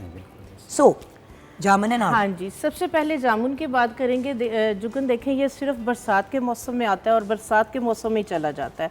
2 महीने मानसून होता है, सावन और भादों का, तो उसके अंदर ये आता है। तो जाहिर सी बात है कि सीजनल जो फ्रूट्स हैं, मौसम के मुताबिक, मौसम के हिसाब से उनके बेनिफिट्स हैं, जिस वजह से जो है वो कुदरत अल्लाह ताला ने हम लोगों के लिए जो है वो मौसम के हिसाब से जो है वो चीज़ें दी। और आप देखें, इतना वाफर होता है कि जहाँ पे दरख्त लगा हुआ होता है, नीचे से बिल्कुल जो है वो गिर गिर के फर बिल्कुल ही पर्पल हुई हुई होती है। तो इसकी जो मेडिसिनल जो है वो प्रॉपर्टीज़ वो ये हैं कि जो मानसून के मौसम के अंदर आप देखें कि बहुत ज़्यादा एक्नी, दाने, रैशेस, जिल्द के जो है वो इश्यूज़ बहुत ज़्यादा जिल्द की बीमारियों के बढ़ जाती हैं। तो उसके लिए जामुन का इस्तेमाल जो है वो बेहतरीन है। बहुत सस्ता फल है ये। खाली पेट इसको नहीं आप लें। आप जिस तरह से नाश्ते के बाद, अगर घंटे के बाद या दोपहर में खाने के बाद आप इसको मुट्ठी भर के या 100 ग्राम आप इसको जो है वो ले सकते हैं। तो ये एंटीसेप्टिक, एंटीबैक्टीरियल की वजह से पोटाशियम, मैग्नीशियम, एंटीऑक्सीडेंट्स हैं। तो ये आपको जो जिल्द की कोई भी इशू है, कोई भी प्रॉब्लम, बीमारी है, ये उससे बचा के बिल्कुल रखता है। सही। अच्छा ये बताइए कि आप जामुन के बारे में क्या कहेंगे भैया? जामुन का जो सबसे इम्पोर्टेंट रोल है वो डायबिटीज़ को कंट्रोल करने में। बिल्कुल। ठीक है। अच्छा, अब इसमें यह ज़रूर देखिए कि जामुन के 2 तरीके से होते हैं इस्तेमाल। एक जो थोड़ा सा कच्चा जामुन होता है, हाँ जी। जो थोड़ा रेडिश टाइप का होता है, रेडिश ग्रीन टाइप होता है, उसको अगर एज इट इज़ सुखा लिया जाए और उसको पाउडर बनाया जाए तो उसकी अफादियत अपनी जगह। बीज समेत या बीज सिर्फ कवर? समेत, बीज अच्छा। समेत। दूसरा फिर ये आ जाता है कि जब पक गए जामुन, जैसे अभी आप बता रही हैं कि ये पर्पल कलर, इसका जितने भी हमारे फ्रूट्स, वेजिटेबल्स जितने डार्कर कलर के होंगे वो उतने स्ट्रॉन्ग एंटीऑक्सीडेंट्स के साथ होंगे। ठीक है। तो जब ये पक जाए फिर आपने इसको, इसकी जो ये गुठलियाँ हैं इनको निकाल के आपने सुखा लेना। और बीज खा लें और फल उसका खा फल लें। खा लें, बीज सुखा लें, और बीज सुखाने के बाद फिर इसको हम पाउडर बना के फिर डायबिटीज़ में इस्तेमाल करते हैं। सही। अच्छा जी। और मज़ीद? अच्छा, इसके अलावा ये इसके जो पत्ते हैं ये भी काबिल इस्तेमाल हैं। ओके। ये दांतों की बीमारियों के लिए बहुत अच्छे हैं, स्किन के लिए बहुत अच्छे हैं, बहुत ही अच्छे हैं। अभी बताऊंगा कैसे इस्तेमाल कर सही। सकते हैं। अच्छा आड़ू के बारे में आप क्या कहेंगे? अच्छा, आड़ू में विटामिन्स तो हैं। अब ये देखिए ना, it's such a beautiful Yes, fruit, और velvety। पूरी दुनिया में इट्स अ वेलवेटी फ्रूट। इसका छिलका भी खाया जाता है, छिलके के बगैर भी खा सकते हैं। And the fact is honestly peach in itself, जिस तरह हम सेब खाते हैं या हम अमरूद खाते हैं, पीच को भी हम उसी तरह खा सकते खा हैं। सकते हैं। हमारे मुल्क में पता नहीं क्यों या तो इसको पका के खाया जाता है या फिर बिल्कुल ही इसका मिनिमल यूज़ होता है, जबकि इतना अवेलेबल है मार्केट में खुला और सस्ता भी है कंपैरेटिवली। हाँ। अच्छा, पीचेस या आड़ू जो है हमारा, इसमें विटामिन ई, विटामिन सी और विटामिन के बहुत बड़ी मकदार में शामिल है। ठीक है, तो इसलिए ये बहुत ज़बरदस्त है। उसके अलावा इसमें मिनरल्स बहुत ज़्यादा हैं। इसमें पोटेशियम है, मैग्नीशियम है, जिंक बहुत ज़्यादा है। तो ये आपका जो इम्यूनिटी सिस्टम है उसको बूस्ट करने के लिए बहुत काम आता है। हाँ। दूसरी बात ये कि आपका गट बैक्टीरिया को प्रोमोट करता है, क्योंकि इसमें फ़ाइबर बहुत ज़्यादा सही। है। और अगर आप इसका इस्तेमाल मुस्तकिल करें, इंटेक करें, तो आपके जो चेहरे की झाइयाँ वगैरह हैं वो इंटरनली भी आपकी, क्योंकि न्यूट्रिएंट्स पूरे होते जाएंगे जो अभी आप बात कर रही थी, वो सारी वो चीज़ें जो आपकी स्किन के लिए, बालों के लिए और ओवरऑल हेल्थ के लिए अच्छी हैं। आप जान पीच के बारे में क्या बताएंगे हमें? हाँ जी, बिल्कुल। पीच, डॉक्टर साहब ने सारे बेनिफिट्स और क्वालिटीज़ बता दी हैं। तो मैं आपको पीच के साथ, क्योंकि इसके अंदर आपको पता है कि रिच विटामिन ए है और vitamin A, ji, vitamin A और सी, ये दोनों जो है वो ब्यूटी विटामिन हैं। तो इसके साथ जो है वो हम सीरम बनाएंगे। ये आप बना के रखें 8 दिन के लिए। ये आप डालें इसके अंदर 2 टेबलस्पून जो है वो इसका, इस तरह से आप जो है वो पल्प डालें। ये प्योर पल्प है उसका, इसमें हमने हाँ कुछ जी, ऐड उड नहीं किया नहीं हुआ। किया। और इसके अंदर आप जो है वो थोड़ी सी जो है वो एलोवेरा जेल डाल लें। ठीक। और इसको अच्छी तरह से जो है ना वो आप मैश कर लें। ठीक और इसके अंदर जो है वो आप 3 से 4 कतरे जो है वो इसी की जो गुठली है, पीच कर्नल ऑयल, ये 2 से 3 ड्रॉप आप ये डाल लें। अच्छा, अब इसमें अगर हम विटामिन ई के भी कुछ ड्रॉप्स डाल दें? हाँ जी बिल्कुल, विटामिन ई आप इसके अंदर डाल लें, थोड़ी सी इसके अंदर आप ग्लिसरीन भी ऐड कर सकती हैं। ये आपका बेहतरीन जो है वो सीरम रेडी हो जाएगा, जो कि नाइट के अंदर फेस को वॉश करके आप फिर कॉटन के साथ पूरे फेस पे टैप टैप करें और अच्छी तरह से एब्जॉर्व कर दें, और इसका जो पल्प वगैरह एक्स्ट्रा है उसको टिश्यू ऑफ कर दें।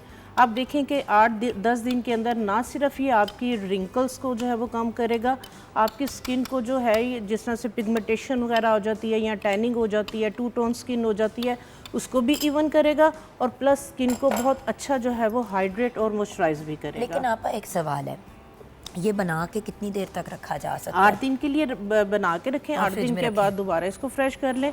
अदरवाइज़ अगर आप इसको जिस तरह से, ये तो खैर अब ऑल सीज़न होती हैं, पीच कुछ बेरीज या जैसे जामुन वगैरह हैं ये सीजनल होती हैं, तो इसको अगर आपने प्रिजर्व करना है तो आप क्या करें कि इसका जो है वो थोड़ा सा पल्प और ग्लिसरीन उसको आप मिक्स करके आप उसको रख लें फ्रिज में। ये हाँ जी फ्रिज में, तो ये आपका जो है वो ख़राब नहीं होगा। इसके अंदर आपने पानी का कोई ड्रॉप जो है वो ऐड नहीं करना। अच्छा, अब आप हमें क्या बताएंगे? अच्छा, फिर पीच पे बात हो रही है तो पीच से बताते हैं।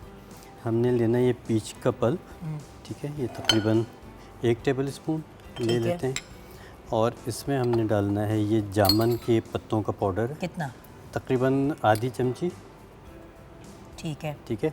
अच्छा, अब ये हम बना रहे हैं ब्राइटनिंग मास्क, ठीक है। ये स्किन को ब्राइट करने के लिए और फौरी ग्लो देने के लिए बेहतरीन है। साथ हम इसमें डाल रहे हैं नायासिनामाइड का सीरम, ठीक। ठीक है, तकरीबन 1 ड्रॉपर डाल दीजिए, यानी कि तकरीबन 4-5 ड्रॉप्स। ठीक है। अब ये आपका एक ऐसा मास्क तैयार होगा जो आपकी स्किन को नरिश भी करेगा, नर्चर भी That's करेगा, दैट्स इट। और प्लस ये कि आपकी स्किन को फौरी तौर पे ग्लो करेगा और 1-8 टोन लाइटर कर देगा, क्योंकि जो हमारा जामुन है वो आपकी स्किन को लाइटर करने के बहुत अच्छा काम आता है। प्लस ये कि पीचेस उसको स्मूथ करेगी, नायासिनामाइड उसको ब्राइट करेगा। और ये कितनी देर और कब लगाना है? ये दिन में किसी भी वक्त लगा सकते हैं, 15 से 20 मिनट लगा के छोड़ लेकिन दीजिए। लगा के फिर डायरेक्ट धूप में ना निकल जाना हाँ नहीं, प्लीज। इसके ऊपर आपने सन ब्लॉक ज़रूर लगाना है अगर आपने धूप में जाना है। तो हमारे जामुन के बीज, पीच का, जामुन के पत्तों का पाउडर, जामुन के पत्तों का पाउडर, पीच का पल्प पल्प, और नायासिनामाइड का सीरम। अच्छा, तो ये बीज क्यों डाले हमने फिर? बीज हमने इसको रखना है ना, इसको हम बनाएंगे डायबिटीज़। अच्छा, डायबिटीज़ के लिए, ठीक है, ठीक है, उसके बीज डायबिटीज़ के लिए डाल हो गया। चलिए, ये हो गया। अब आपके पास आते हैं, अब हम क्या हाँ बनाने जी, हैं? जामुन की बात हो रही है, जामुन के साथ ही जो है वो मैं एक हेयर टोनर बताऊंगी। अच्छा, ये हेयर टोनर है। हेयर टोनर ये उन लोगों के लिए बहुत स्पेशल है कि जो लोग जो है वो स्ट्रिकिंग करवाते हैं, कॉपर टोन आ जाती है, ऑरेंज टोन आ जाती है, तो वो बुरी लगती है। डाई आपने जो है वो ऐश में करवाई हुई होती है और वो कलर आपको पता है कि अंदर जिंदगी से का मेरा पिगमेंट मसला आ है, ये जाता है। वो ऑरेंज कलर आ जाता है, हाँ इतना बुरा जी, सा। तो आप ये इस तरीके से इसके अंदर जो है वो मैंने रतन जो थोड़ा सा डाला है, क्योंकि इसका भी पिगमेंट जो है वो पर्पल आता है, और ये मैंने जो है वो जामुन को गुठलियों के समेत ग्राइंड करके इसमें डाल दिया। ये टोनर बना के आप फ्रिज में रख लें, अपने बाल धोएं, अपने पूरे बालों में स्प्रे कर लें। रूट्स, लेंथ, एंड, ये आपकी ऑरेंज और आपकी जो येलो टोन है, एक तो उसको ख़त्म करेगा, और दूसरे नंबर पे रतन जोत बालों के लिए अच्छा है, और जामुन की जो गुठलियों का पाउडर जो इसके अंदर ऐड है वो आपकी जो रूट है उसको जो है वो स्ट्रेंथ देगा। ठीक है। तो ये जो है वो आप इस तरह से टोनर बना के रख सकते हैं। तो क्योंकि बार बार जो है वो सैलून जाना पड़ता है कि ऑरेंज टोन और कॉपर टोन आ रही होती है, तो फिर उसको जो है वो अच्छा, एक दफ़ा तो कराओ जाके, उसके बाद फिर बार बार जाके उसको ठीक कराओ। हाँ जी, तो बालों का तो बेड़ा गर्क हो जाता है। और ये देखें कितना रिच इसका जो है, ये मैंने जामुन की गुठलियों को जो है वो ब्लेंड किया है, और देखें कितना रिच जो है वो वायलेट कलर है। तो ये आप बना के रखें। इसके बाद जो है मैं इसी के साथ, इसकी गुठलियों के साथ एक मैं हेयर डाई आपको बनाना बताऊंगी। ये वाली जो हेयर डाई है ये ना सिर्फ आपके जो है वो बालों को कलर देगी, बल्कि ये आपकी रूट्स को भी मजबूत करेगी। इसके अंदर जो है वो हमने डाली है 1 टेबलस्पून जो है वो मेहंदी लेंगे, ऑर्गेनिक मेहंदी लेनी है, डिब्बों वगैरह वाली नहीं लेनी जिसमें केमिकल ऐड हो, ठीक है। और इसके अंदर जो है यही रतन जोत का पाउडर 1/2 टीस्पून के करीब ये ऐड करेंगे। पाउडर, हाँ जी, हाँ जी, बस 1/2 टीस्पून, बहुत ज़्यादा जो है वो डालने की ज़रूरत नहीं ठीक है, डन हो गया। ठीक है। और इसी के अंदर जो है वो जामुन की जो गुठलियां हैं उसका पाउडर डाल लें, ये भी आप 1/2 टीस्पून डालें। ये आपका बहुत खूबसूरत जो है वो जुगन इसके साथ जो है वायलेट सा जो है वो इनका कलर आएगा, यानी कि जो रेड और ऑरेंज कलर आता है ना वो नहीं आएगा।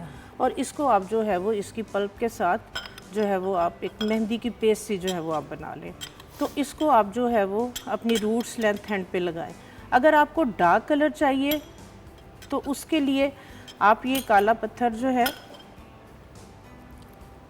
ये काला पत्थर किस चीज़ का है? हाँ जी, ये स्टोन होता है, बताइए ये कितना? स्टोन है ऑर्गेनिक, बिल्कुल एक चुटकी के करीब, ये बिल्कुल माइनर सा। ये देखें, ये आपकी हेयर डाई जो है वो बन गई। ये वो बुजुर्ग हजरात जिन्हें हेयर कलर सूट नहीं करता, तो एलर्जी हो पानी नहीं जाती हमने है, डालना, हमने बेसिकली यही हाँ डाला। जी ये डाल बिल्कुल, ताकि जो है एक वायलेट जो पिगमेंट है ना जुगन, उसके अंदर ऑरेंज और येलो टोन नहीं आने देगा। और प्लस इसके अंदर हमने बालचड़ का जो है वो पाउडर डाला है, क्योंकि मेहंदी के बाद थोड़े से फील होता है कि बाल जो है वो फ्रीज हो रहे हैं या ड्राई हो रहे हैं। ये बालचड़ उनकी रूट्स को भी मजबूत करेगा। और ये देखें कितना खूबसूरत इसके साथ जो है वो एक हेयर डाई आपका जो है वो रेडी हो गया। इसको आप आधे घंटे के लिए रूट्स लेंथ हैंड पे, बेशक 1 घंटा भी लगा रहे, इसका कोई नुकसान नहीं है। तो ये बुजुर्ग हजरात के जिनके लिए इशू होता है, हेयर डाई नहीं यूज़ कर सकते और बाल पता नहीं एक एज पे आके वैसे ही इतने कमज़ोर हो रहे जाते होते हैं। ये बालों को मजबूत भी करेगा और एक बहुत अच्छा सा जो है वो बालों में कलर भी अच्छा, देगा। नेक्स्ट आप बताइए कि हम क्या बना रहे हैं? जी अब हम आ जाते हैं जामन की तरफ। कुछ ब्लेंडर में भी बनाना था। ये स्मूदी। स्मूदी तो बताए ना आपने। अच्छा, स्मूदी के लिए हमें चाहिए पल्प, आड़ू का पल्प लेंगे, या आड़ू, आड़ू ले लें। मिल्क डालना है? जी, ये अच्छा सादा मिल्क नहीं हम डाल रहे, ये हम डाल रहे हैं कोकोनट मिल्क। अच्छा कोकोनट मिल्क डाल रहे हैं, ठीक है। कोशिश किया कीजिए कि जब भी हम फ्रूट्स के साथ कोई शेक बनाएं तो उसमें आप बजाय डेयरी मिल्क के आप कोई नट मिल्क डालें। अच्छा इसमें अब क्या डालूं? बस ये आड़ू डाल दीजिए बस। अगर आपके पास नट्स हैं या कोई सीड्स हैं तो वो इसमें ऐड करके आप इसको कर लीजिए। ये 2 चीज़ें कोकोनट मिल्क और आड़ू इट्स सेल्फ बहुत हेल्दी और बेहतरीन आपकी चीज़ें प्रेस करने का ज़रूरत है।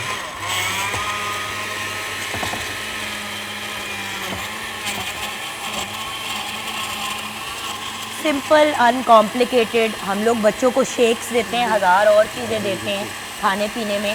अगर थोड़ा सा हेल्दी ऑप्शन की तरफ चले जाएं तो कोई इतना मसला तो नहीं होगा। कोई मसला नहीं। और बल्कि वही बात मैं रिपीट कर रहा हूँ कि कोशिश करें कोई भी फ्रूट है उसके साथ आपने डेयरी मिल्क इस्तेमाल नहीं करना, कोई सा भी नट का मिल्क इस्तेमाल करना है। वो कोकोनट हो सकता है, आमंड हो सकता है, कैश्यू हो सकता है, मिक्स हो सकते हैं, कोई भी चीज़ हो सकती है।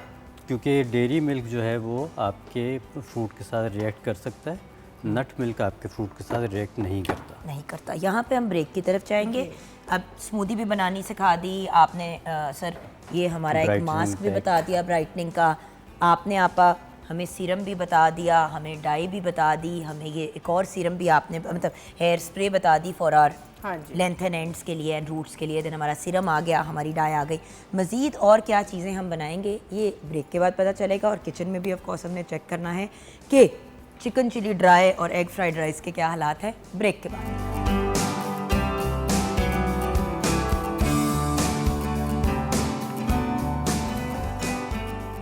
जी हाँ, welcome back from the break viewers. Break से बिल्कुल पहले हमने बनाया था बेसिकली एक स्मूदी, हाँ जी, विच इज़ कोकोनट मिल्क और उसके साथ आपने या कोकोनट मिल्क ना जी कोकोनट मिल्क और उसके साथ हमने पीच डाला। ये बड़ा एक मज़े का एंटीऑक्सीडेंट बच्चों के लिए भी बड़ी अच्छा ऑप्शन है। अच्छा किचन में भी सब चीज़ें तैयार है तो किचन में भी नज़र डाल लेते हैं। Yes, chicken chilli dry with egg fried rice ready है।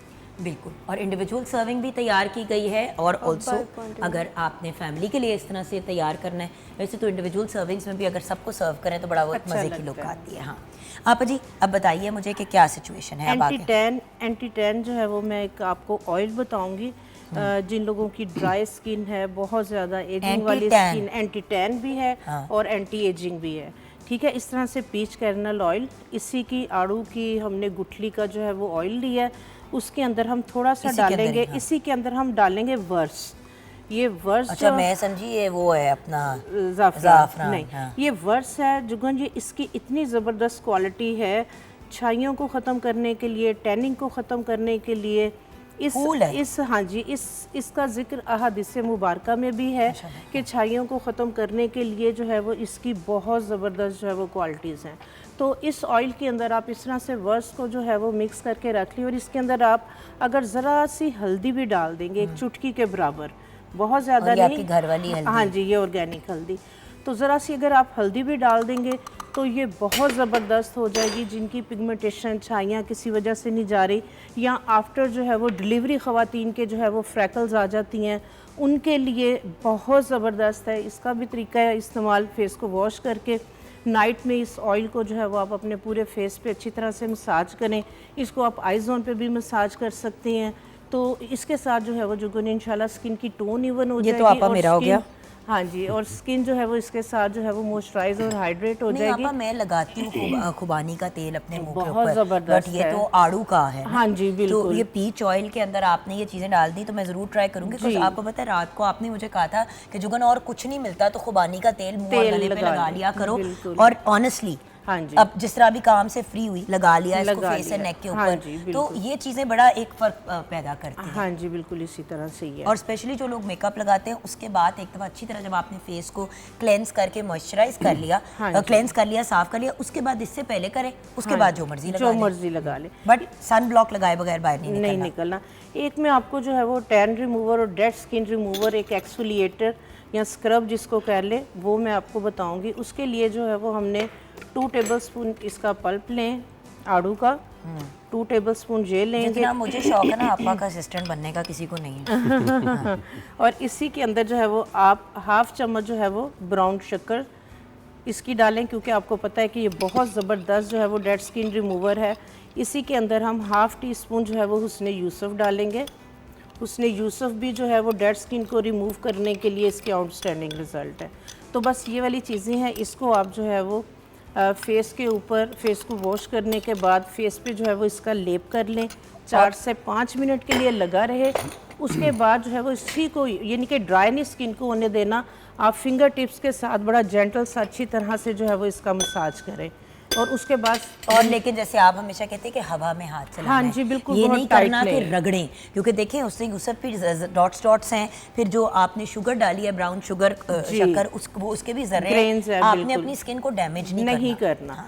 तो ये अब जो देखिए ना, ये करके अगर बंदा इससे अपने आप को मॉइस्चराइज कर ले, अपने सीरम जो कमाल आपने हो दिया था, जाएगा, क्या बात। कमाल हो जाएगा, मतलब बहुत बहुत ज़बरदस्त। आप इजीली कर सकते हैं। आपने ये किया, हाँ ठीक है, जी। उसके बाद आपने ये सीरम लगा लिया, 15-20 मिनट के लिए सीरम लगा रहा, हाँ जी। उसके बाद बेशक आपने पानी के 2 छट्टे मारे और उसके बाद फिर ये आपने वाला ये ऑयल लगा लगा के दिया। सो जाए। आपकी नाइट ट्रीटमेंट मुकम्मल है हाँ जी, टोटल। और ये आपकी आउटस्टैंडिंग हेयर रिजल्ट, ट्रीटमेंट्स हो गई, आउटस्टैंडिंग रिजल्ट के साथ ऑर्गेनिक प्रोडक्ट, ऑर्गेनिक चीज़ें हैं। छाइयाँ भी कम, रिंकल्स कुछ भी नहीं कर सकते। जुगन आड़ू खा रही हैं, एक बड़ा कोई नरम सा निकल आया, उसमें वो दिल नहीं कर रहा खाने को, उसका पल्प निकालें, मैश करें, उसमें थोड़ा सा कोई भी जो ऑयल आपके पास पड़ा है मैश करके, मिक्स करके पूरे फेस पे आप मसाज कर लें, हाथों पे लगा लो, पाँव पे लगा लो। बिल्कुल बिल्कुल। मैं जरा इधर अपने लड़के के पास जरा जाऊँ ना। जी भैया, अच्छा आप एलोवेरा रख के बैठ गए आप। हाँ जी, एलोवेरा। चलें फिर पहले इसी का बता देते हैं। नहीं, मैं आपको पता है ना, जो मुझे नज़र आ जाता है हम उसी पे तवज्जो देते हैं। ठीक है, एलोवेरा जेल लेनी है। अच्छा, अब ये बता किस पे रहा हूँ मैं कि जिन लोगों को इसमें रैशेज़ हो जाते हैं, ये इवन एक्जिमा भी एग्रीवेट कर जाता है, तो एक्जिमा के लिए बहुत ज़बरदस्त एक रेसिपी है। ठीक है। अच्छा, प्रॉपर ट्रीटमेंट के तौर पे भी आप इसको कर सकते हैं। इसमें हमने लेना है एलोवेरा जेल और इसमें हमने लेना है ये जामुन के पत्तों का ठीक है। पाउडर। ठीक है, तो इसमें हम थोड़ा सा डाल देंगे जामुन के पत्तों का पाउडर और थोड़ा सा हम इसमें डालेंगे नीम के पत्तों का अब पाउडर नीम तो आपको पता है कि इसके वैसे ही बड़े अच्छे जी, और रिजल्ट। थोड़ा सा हम इसमें डालेंगे ये है गुलाब की पत्तियों का पाउडर। गुलाब की पत्तियों का पाउडर। ठीक है, अब अगर इसमें ये ऐसा हो जाए कि आप इसमें एलोवेरा जेल जितनी एडजस्ट करनी है आप कर लें, ताकि एक पेस्ट की शक्ल बन जाए। आप पीच नहीं डाल सकते थोड़ा सा? नहीं, पीच नहीं हम डाल सकते, क्योंकि वो कभी कभी कुछ स्किन्स के ऊपर एलर्जी कॉज कर सकते हैं या ड्राइनेस कॉज कर सकते हैं। ठीक है, तो बस इसको एलोवेरा के साथ ही इसको हमने एलोवेरा के साथ ही करना है। बस ठीक है। ठीक है, और जिनको जहाँ पे भी एक्जिमा है उस पूरे पे इसको लेप करके छोड़ दें और तकरीबन 20 से मिनट से आधा घंटे के लिए इसको लेप करके छोड़ने के बाद सादे पानी से धो के इसके ऊपर कोकोनट ऑयल या आमंड ऑयल जो भी अवेलेबल है उसको लगा के और छोड़ दें। इंशाल्लाह एक्जिमा तक की जो स्किन कंडीशंस हैं वो ठीक होना शुरू हो जाती है। बिल्कुल सही। और कोई चीज़? जी, अब आपको एक डायबिटीज़ का प्रॉपर नुस्खा दे रहा हूँ। ठीक है, डायबिटीज़ के जो लोग दूसरी मेडिसिन इस्तेमाल कर रहे हैं वो बिल्कुल करते रहें, या इसको उसके साथ इस्तेमाल करें और इंशाल्लाह उनकी डायबिटीज़ कंट्रोल होना शुरू हो जाएगी बहुत ही अच्छे और आसान तरीके से। उसमें हमने लेना है जामुन की गुठलियों का पाउडर, उसमें हमने लेने हैं जामुन के इसके पत्तों का पाउडर, ठीक है, नीम का पाउडर और साथ एक चीज़ आती है तुम्मा। ठीक है, तुम्मे का इस वक्त मेरे पास नहीं है, लेकिन तुम्मे का हम पाउडर लेंगे। ये 4 चीज़ें हो गई, जामुन की गुठलियों का पाउडर, जामुन के पत्तों का पाउडर और नीम का पाउडर, ये हमने लेना है 1-1 टेबल स्पून। ठीक है। और इसमें तुम्मे का पाउडर हमने डालना है आधी चमची। आधी चमची। ये टेबल स्पून है, यानी 3 टेबल स्पून ये हो गए। इन सब में आधी चमची सिर्फ हमने तुम्मे का पाउडर डाला। ठीक है। इसको मिक्स करके रख लें और सुबह नाश्ते के आधे घंटे के बाद, रात के खाने के आधे घंटे के बाद आधी चमची से कम खुराक है इसकी, वो इस्तेमाल करें सादे पानी से। दूसरा ये कि नुस्खा थोड़ा सा खुश्की पैदा करता है, पानी ज़्यादा पीना है आपने। पानी इसके साथ ज़्यादा पिएंगे तो इंशाल्लाह आप देखेंगे कि 2-3 हफ्ते के बाद ही आपकी शुगर लेवल रेगुलेट होना शुरू हो जाएगा। चेक करते रहिए, जिस वक्त आपको बेहतरी महसूस हो जाए तो फिर अपने डॉक्टर से मशवरे के बाद उसको एडजस्ट करवा लीजिए। ऑसम। और आपा और कोई रेसिपी अगर आपने शेयर करनी हो हमारे व्यूअर्स के साथ, कोई और बात? हाँ जी बिल्कुल। पीच, क्योंकि आप देखें कि आजकल जो है वो जितनी प्रोडक्ट आती हैं, किसी के ऊपर जो है वो आम का फेशियल आ रहा है, पीच का फेशियल आ रहा है, इस तरह से आप अगर कोई भी अपना फेशियल करने लगें, आप इसके साथ एक कंप्लीट जो है वो अपनी फेस ट्रीटमेंट ले सकते हैं। आपने जिस तरह से जो है वो इसका पल्प बनाया है, आप 4 हिस्सों में पल्प को जो है वो डिवाइड कर लें। ठीक है। सबसे पहले हम क्लिनजिंग करते हैं, थोड़ा सा इसका पल्प लेके उसमें आप जो फेस क्लिनजर अपना यूज़ कर रहे हैं वो थोड़ा ऐड कर लें, ये आपका जो है वो क्लिनजर बन जाएगा। ठीक है। उसके बाद स्क्रब की हमने रेसिपी आपके साथ शेयर कर दी है। ये अगला स्टेप हाँ हो गया। जी, स्क्रब, हाँ इसको आप थोड़ा सा उसने यूसुफ, और इसके अंदर हमने डाला शक्कर, हाँ जी, और पल्प डाला पीच का। इसी के अंदर अगर आप जो समुंदर की झाग है, ये देखें, ये अगर आप साथ डाल देते हैं ना जुगन, इतना आउटस्टैंडिंग इसका जो है वो रिज़ल्ट आता है। स्क्रब बहुत कमाल का इसके साथ बन जाता है। ठीक है। इसी में थोड़ी सी बेशक आप सूजी भी डाल लें। हमें एक माइल्ड एक्सफोलिएटर चाहिए, हमें एक स्ट्रॉन्ग वाला हार्श जो है वो स्क्रब नहीं चाहिए। तो ये आपका जो है वो स्क्रब बन गया। इसके साथ आप अच्छी तरह से स्क्रबिंग करें, आपके डेड सेल्स, ये डेड लेयर को रिमूव करेगा। मतलब ये होम फेशियल आपको बता रहे हैं हम? ये होम फेशियल है और फ्रूट फेशियल है आपका। अच्छा, तो ये सेकंड स्टेप हो गया। थर्ड स्टेप हमारा आ गया, जो हमने ये वाला सीरम एलोवेरा जेल पल्प के साथ जो हमने बनाया, इसका ये आपका जो है वो, इसी के अंदर अगर आप ड्राई मिल्क डाल लेते हैं, आप इसके अंदर जो है वो खुश्क मिल्क थोड़ा सा ऐड कर लें, ये आपकी बेहतरीन जो है वो एक मॉइस्चराइजिंग क्रीम बन जाएगी, मसाज क्रीम आपकी जो है ये बन जाएगी। तो इसका जो है वो आप अच्छी तरह से, हाँ जी, मसाज करें अच्छी तरह से। और इसके बाद जो है वो मास्क के लिए आपने जो है वो पल्प लेना है। पल्प के अंदर अगर आप थोड़ा सा मैदा डाल लेंगे तो ये आपका बेहतरीन जो है वो फेस मास्क बन जाएगा।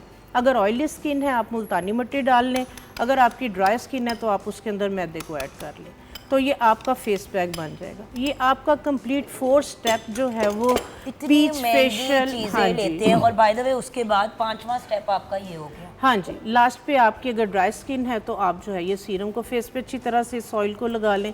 आपका ड्राई और नॉर्मल स्किन के लिए तो बड़ा यूजफुल है। आप हफ्ते में 1 दफ़ा ये कर सकते हैं। जो सीजनल फ्रूट आजकल जो है वो हमारे पास ये अवेलेबल है, जो सीजनल फ्रूट है आप जो है वो वीकली फ्रूट फेशियल आप जो है वो खुद घर में ले सकते हैं। जी डॉक्टर साहब, आप क्या व्यूअर्स को एंड में कहेंगे? अच्छा, जिन लोगों को चाहिए कि खूबसूरत स्किन हो, आपा ने माशाल्लाह पूरे स्टेप्स बताए, उसके साथ अगर वो चाहते हैं कि उनके ब्लेमिशेस, ब्लैक हेड्स और जो ओपन पोर्स हैं वो ख़त्म हो जाएं, तो उनको चाहिए कि जामुन के पत्ते हमारे पास पड़ें और ये पूरा साल हमारे दरख्तों पे लगे रहते हैं, आराम से मिल जाते हैं। रोज़ाना 2 से 3 पत्ते इसके चबा के खा लिया करें, इसका रस चूस लें और जो इसका फोक हो उसको फेंक दें। तो ये आपकी स्किन के लिए, आपकी हेल्थ के लिए बेइंतहा फ़ायदेमंद है। कड़वा तो नहीं है? मुनासिब से खाया जा मतलब सकता है। एक तो कभी भी वैसल भाई जो है वो कभी नॉन कौड़ी चीज़ नहीं बताते। मुझे चीज़ कौड़ी, उनको पता नहीं क्यों आपको लगता है दिल और दिमाग में कि जब तक चीज़ कौड़ी नहीं होगी तब तक वो असर नहीं करेगी। हमारा सब कुछ साड़ना जरूरी नहीं होता। मैं आपको बताऊँ, सावन के लिए कहा जाता है कि बिटर इज़ बेटर। चलिए हम अंदर से बिटर हो जाते हैं। हमने बिटर मुंह से, ज़बान से नहीं, अंदर से स्वीट रहें और जितना कड़वा इस सीज़न में खा सकते हैं खा लें, वो पूरा साल आपको फ़ायदा देगा। आपकी क्यूटनेस ही नहीं खत्म होती, हम आपको क्या कहें। तो ये भी एक बड़ा अच्छा ऑप्शन है। बात अल्टीमेटली वही है व्यूअर्स, जो हम बार बार कहते हैं कि किसी भी चीज़ को अगर आपने आगे लेके बढ़ना है, अपनी ज़िंदगी में कामयाब होना है, तो उसके लिए एफर्ट करना पड़ता है, राइट? स्कूल हो गया, यूनिवर्सिटी हो गया, काम हो गया, किसी भी चीज़ में। उसी तरह अगर आपने अपनी स्किन को ब्यूटिफाई करना है, अपने आप को एक सर्टन लेवल पे लेके जाना है एनहांसमेंट के, उसके लिए कुछ एफर्ट्स तो करने पड़ेंगे। और अगर आप ये चाहते हैं कि भाई हमने ये शेक पी लिया, स्मूदी पी ली और बस कल हम ठीक हो गए, it doesn't work that way viewers. जो डैमेज या जो इश्यूज हमारी स्किन और बॉडी पे होते हैं वो वक्त के साथ होते हैं। सेंसिबल इंसान वही है जो अंडरस्टैंड करे कि भाई अगर 1 साल लगा स्किन की बर्बादी फिरने में तो 3-4 महीने तो उसको रिजुवनेट करने में लगेंगे। ऑर्गेनिक और नेचुरल टाइम ज़रूर लेता है, लेकिन 3 to 6 वीक्स में आपको रिजल्ट मिल जाते हैं। ऑर्गेनिक और नेचुरल का फ़ायदा ये है जिसकी वजह से हम तीनों अपनी अपनी ब्रांड्स ऑर्गेनिक और नेचुरल लेके चल रहे हैं, और हम साथ काम करते हैं, अलहदा भी काम करते हैं, मुशावरत के साथ चलते हैं। क्यों? क्योंकि हमारा ऑब्जेक्टिव एक ही है कि वो चीज़ मार्केट में लेके जाओ जिससे किसी को कोई नुकसान ना हो। राइट भैया? आपका भी ये ऑब्जेक्टिव होता है कि पॉलिशर भी अगर नेचुरल बन सकता है तो उसको हम नेचुरल तरीके से बनाते हैं। डाई आपने बताई जिसमें कोई केमिकल नहीं डाला। बिल्कुल ऐसे ही है। जिस चीज़ में आपको ज़्यादा बेनिफिट है उसका इंतखाब करें और अपनी सेहत का ख्याल रखें। सेहत का इंटरनली पहले ख्याल रखें, उसके बाद चीज़ें लगाने की तरफ जाएं, या साइमल्टेनियसली करें। लगा के अंदर वाले मसाइल नहीं रिजॉल्व होंगे, उसको टाइम लगेगा। So internal healing and external healing दोनों मैटर करती हैं। थैंक यू सो मच आपा। थैंक यू डॉक्टर साहब। Always pleasure. And thank you chef हम आपका भी। यहाँ पे व्यूअर्स एक वीकेंड की छुट्टी लेंगे आपसे, ज़िंदगी रही तो इंशाल्लाह फिर आपसे मुलाकात होगी। इंशाल्लाह मंडे मॉर्निंग को मिलते हैं, अल्लाह ताला ने इजाज़त दी तो। अपना ख्याल रखिएगा। खुदा हाफिज़। Have a lovely weekend.